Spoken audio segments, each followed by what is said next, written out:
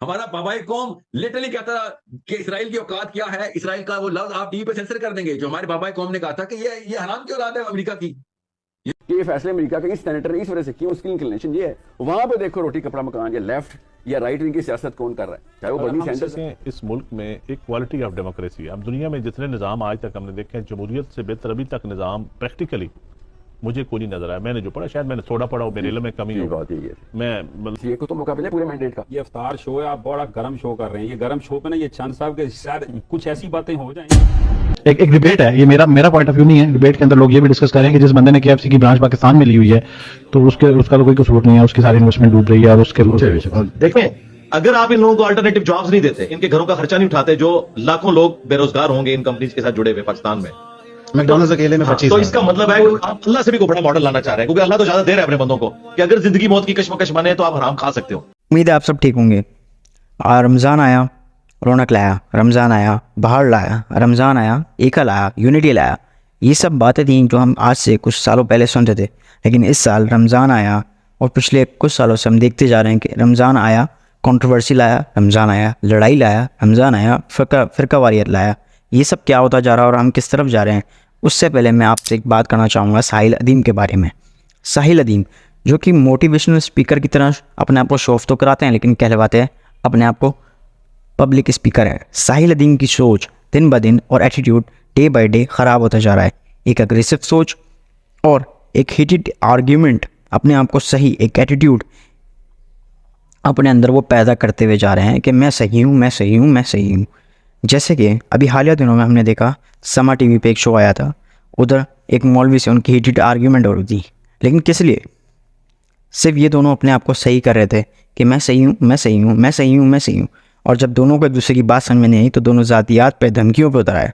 साहिल अदीम क्योंकि ये बात करते हैं एक की, यूनिटी की और इस चीज़ की कि हमें सामने वाले की बात सुननी चाहिए, लेकिन जब सामने वाला तमुल से ना सुनिएगा मैं क्या कहने लगा हूं। असल में ना आपने जिस नुक्ते से कुछ कह रहा था तो वो उसको पोक करना शुरू कर देते हैं और ज़्यादा उसके जवाब देने पे उसको धमकी देना शुरू कर दी कि बाहर आ, मैं तुझे देखता हूँ, बाहर आ, मैं तुझे बताता हूँ अच्छे से मैं कौन हूँ।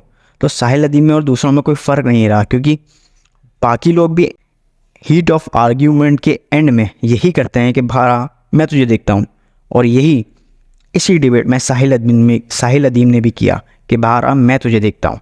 मुझे समझ में ये नहीं आ रहा है कि साहिल अदीम का एजेंडा डे बाय डे इतना अग्रेसिव क्यों होता जा रहा है।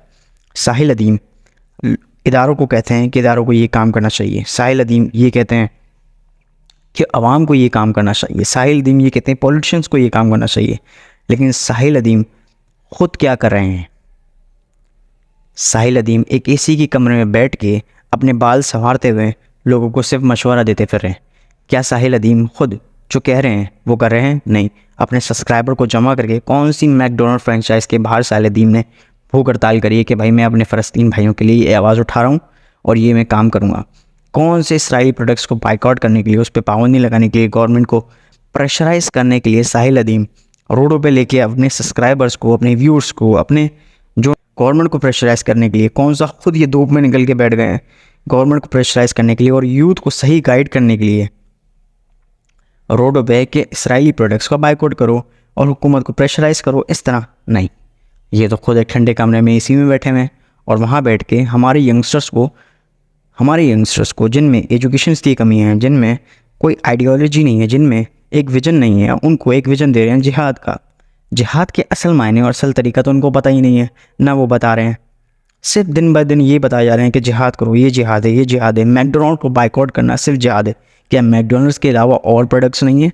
क्या मैकडोनल्ड्स के अलावा फाइबर है, और भी ऐसी चीज़ें हैं जिनको बाइकआउट्स करना चाहिए, लेकिन वो चुपचाप पतली गली से निकलती जा रही हैं। और साहिल अदीम ट्रेंडिंग मामलात पे, जो ट्रेंडिंग में, उन पे बोलते जा रहे हैं कि साहिल अदीम को ये नहीं दिखता कि कश्मीरी लड़कियों का रेप हो रहा है, साहिल अदीम उसके बारे में बात नहीं करेगा। लेकिन साहिल अदीम को ये भी नहीं दिख रहा कि अफ़गानिस्तान में भूख के क्या हाल है, साहिल अदीम इसके बारे में बात नहीं करेगा। साहिल अदीम पाकिस्तानी पॉलिटिशियंस का नाम लेते हुए तो नहीं डरता, ISI का या एजेंसी उसका नाम लेते हुए तो नहीं डरता, लेकिन वो लब्बैक वालों का नाम लेने से डरता है और दूसरों को भाषण दे रहे हैं, दूसरों को लेक्चर दे रहे हैं बिना डरे, ये कर दो, वो कर दो, इसको आग लगा दो, उसको आग लगा दो। इसके नतीजे में क्या हुआ? मीरपुर में मैकडोनल्ड्स को आग लगा दी गई। क्यों? बाइकआउट करना और आग लगाने में फ़र्क है। बाइकआउट करना ये हमारा हक है, लेकिन किसी की प्रॉपर्टी को आग लगा देना, वो भी हमारा कोई मुस्लिम भाई होगा, कोई भी होगा, उसने वो प्रोडक्ट बाय करी हुई होगी, उसने वो चीज़ बाय करी हुई है, वो उसकी मर्ज़ी यार कि वो उसको बंद करे नहीं करे, हमारा काम है, हम नहीं जाएं उस तक। हम कौन होते हैं किसी की चीज़ को आग लगाने वाले? कल को मैं बोलूं कि आपका घर जो मोबाइल पड़ा है वो इसराइल का है, आप उसको आग लगा दो, ये लोगों को लेकर आ जाऊँ और आपके मोबाइल को आग लगा दूँ, हालांकि उसमें आपकी चीज़ें पड़ी हों, लेकिन मैं आग लगा दूँ, क्या ये सही होगा? नहीं। तब आप उसको गलत बोलोगे, लेकिन इस चीज़ को आप वेरीफाइड करते हो, इस चीज़ को आप अप्रोच करते हो, इस चीज़ को आप प्रमोट करते हो, इस चीज़ को आप सही कहते हो। क्यों?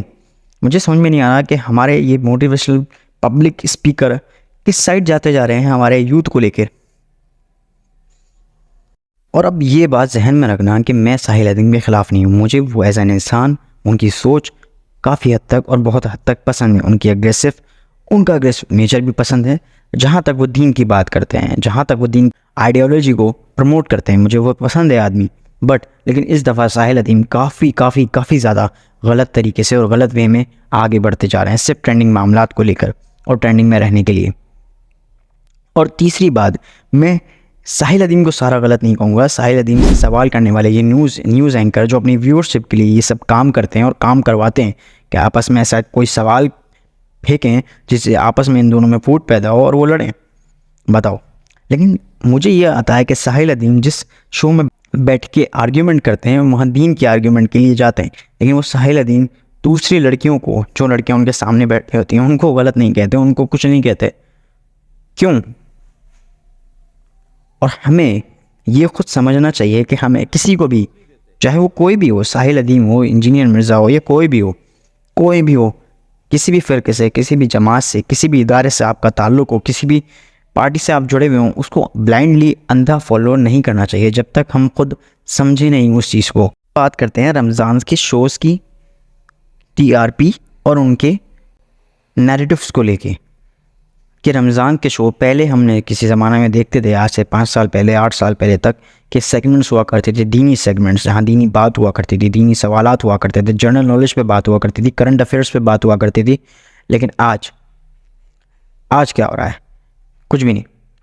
आज से फेमस लोगों को बुलाया जा रहा है, जो नाचने गाने वाले लोग हैं, जो 11 महीने नाच गाना करते हैं, उनको बिठा के एंकर बना के दिखाया जाता है, जो कि 11 महीने नंगापन करते हैं और 11 महीने के 1 महीना 12 महीना दुपट्टा पहन के, टोपी लगा के, सलवार कमीज पहन के आ जाते हैं, ढकोसलेबाजी करना है, रोने ध्यान है, आप लोगों को मैनिपुलेट करने, क्योंकि आप लोगों में एजुकेशन की कमी है।